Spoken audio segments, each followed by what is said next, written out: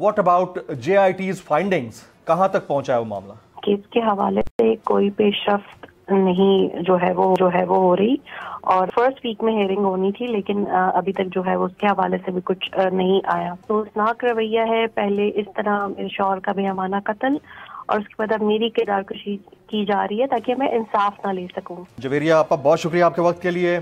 एक बड़ी दर्दनाक किस्म की थर्ड क्लास कैंपेन आपके खिलाफ चली, उसका हमने मुंह तोड़ जवाब दिया है, लेकिन आपसे मुझे सुनना था कि वो कैंपेन कहाँ से स्टार्ट हुई है। दूसरा, व्हाट अबाउट JIT's फाइंडिंग्स, कहाँ तक पहुँचा है वो मामला?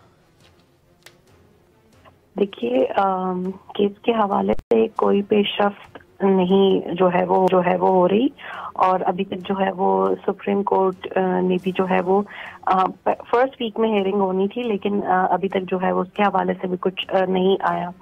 JIT वापस तो आ गई है, लेकिन उन्होंने हमें कुछ भी नहीं बताया, ना हमारा उनके साथ राब्ता है। जाने से पहले राब्ता था, बातचीत हुई थी, जो भी उन्होंने हमारे कंसर्न थे हमने उनसे कहे, जो उन्होंने हमसे कुछ पूछना था हमने उन्हें बताया, लेकिन उसके बाद जब से वो आए हैं फिर हमें नहीं पता कि क्या वो फाइंडिंग्स लेके आए या क्या हुआ। और फिर इस दौरान ये हुआ कि मैं थोड़ा सा अपनी जो सहाफ़ती जिम्मेदारियां हैं वो करना शुरू की। तो उसमें ये है कि मैं वर्क फ्रॉम होम ही करती हूँ शुरू से। जी। और जब से मेरी शादी हुई थी तो मैं प्रिंट और डिजिटल के लिए जो है वो मैं घर से ही कंट्रीब्यूट करती हूँ। तो बस उसके बाद से मैंने ये देखा कि एक पूरी सियासी जमात जो है वो मेरे खिलाफ मुहिम चलाना शुरू हो गई। बाहर के मुल्क में उनके जो अहदेदार हैं उन्होंने ट्वीट्स किए, और यहाँ पर जो उनके ट्रोल्स अकाउंट हैं या उनकी बी टीम है उसने भी ट्रेंड करना शुरू कर दिया, जो कि बहुत अफसोसनाक था, क्योंकि मैं अक्टूबर से अपने घर में ही हूँ और मैं मतलब ज्यादातर जो कानूनी काम भी है वो घर से ही करके दे रही होती हूँ।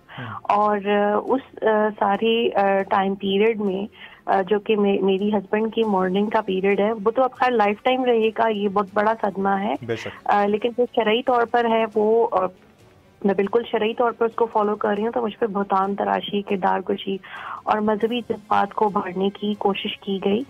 इस हवाले से फिर मैंने वकला को कहा, उन्होंने आज साइबर क्राइम विंग में जो है वो दरखास्त जमा करा दी और साथ डाटा भी दिया है कि कौन लोग और जो आपको पॉजिटिव रिस्पांस मिला वहां से, साइबर क्राइम विंग से? एक तो ये बता दीजिएगा, दूसरा आप किस जमात का तज़किरा कर रही हैं? अगर आप बताना चाहें तो the forum is all yours Javeria.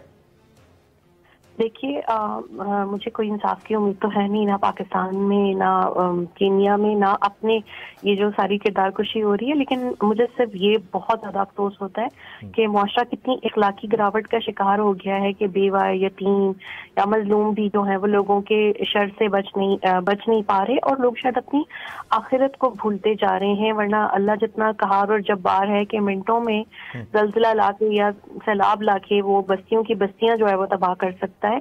तो इसी तरह अगर किसी मजलूम की आह जो है वो अर्श तक पहुंच गई तो फिर ये मकाफाते अमल इन लोगों के साथ भी होगा, क्योंकि ऐसा नहीं होता कि अगर फिरौन है या जो भी वक्त के जाबिर हुक्मरान है उनके लिए कोई मूसा अलैहिस्सलाम जो है वो ना आए।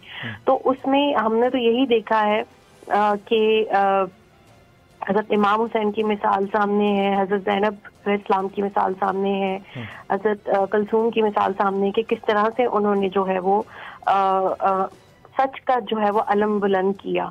तो मेरा सबसे यही कहना है कि कोई भी जो है ऐसी चीज ना जो है वो फैलाया करें जिसकी हकीकत ना हो। चले आम सोशल मीडिया सार्फिन से तो क्या गिला करना, यहाँ तो मीडिया के लोग उस चीज को वो करने लग जाते हैं। और आपने ये देखा होगा कि आप हैं या एक दो और नामी गिरामी के अलावा को अपने सियासी मफादात जो है वो बहुत अजीज हैं।